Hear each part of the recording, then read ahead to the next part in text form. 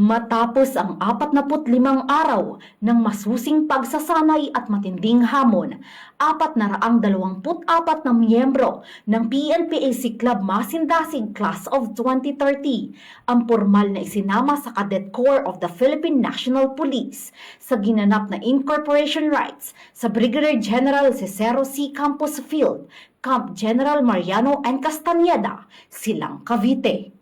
Naging panauhing tagapagsalita si Police Brigadier General Rodrigo Atienza Maranan, Acting Director ng Philippine National Police Academy, kung saan binigyang diin niya ang kahalagahan ng disiplina, integridad at malasakit sa paghubog ng mga susunod na opisyal ng bansa.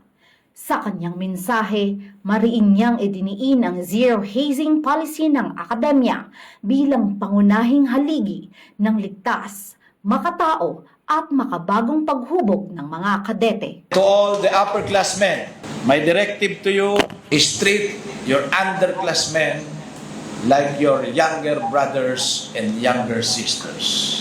Treat them good. Teach them good values. Teach them strong character. Maraming mabubuting pamamaraan ng pagtuturo.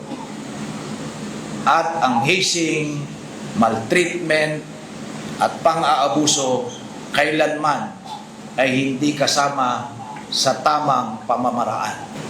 Ang Philippine National Police Academy under my leadership will strongly exercise zero tolerance against hazing and maltreatment. Ipinakita naman ng mga plebo sa pamamagitan ng kanilang matagumpay na NCOC na sila ay karapat-dapat nang maging bahagi ng upper class corps bilang patunay ng kanilang tibay, dedikasyon at pagbabagong anyo mula sa mga baguhan tungo sa pagiging ganap na kadete. Pagkatapos ng seremonya, muling nagkaroon ng pagkakataon ng mga kadete na makapiling ang kanilang mga magulang, isang emosyonal na sandali ng yakap, luha at matinding pagmamalaki.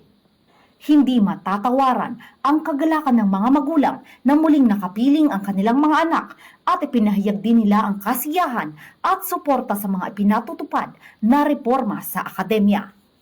Maraming salamat po sa pagbibigay ng security sa amin, sa aming mga magulang na huwag mag-alala dahil sa napapabalitang hazing, pero dahil po sa kanyang mga sinabi kanina, sobra po talagang pasasalamat namin dahil kampante po talaga kami na yung mga anak namin dito ay magiging maayos. Labis din ang tuwa ng mga kadete sa muling pagkikita sa kanilang mahal sa buhay na nagsilbing inspirasyon at lakas para sa kanilang patuloy na paglalakbay bilang mga hinuhubog na lider ng bayan. Kasabay rin ito ang muling pagbubukas ng pinaganda at mas pinahusay na Lacan Museum na bahagi ng patuloy na institusyonal na reforma ng akademya na layuning higit na mapalalim ang pangunawa sa makulay na kasaysayan, tradisyon at pamana ng institusyon. Sa kanilang ganap na pagsapi, ang Class of 2030 ay higit pang humahakbang tungo sa pagiging disiplinado, makatao at serbisyong bayan na mga lider, handa sa tungkuling maglingkod ng may dangal, katapatan at may puso para sa bayan.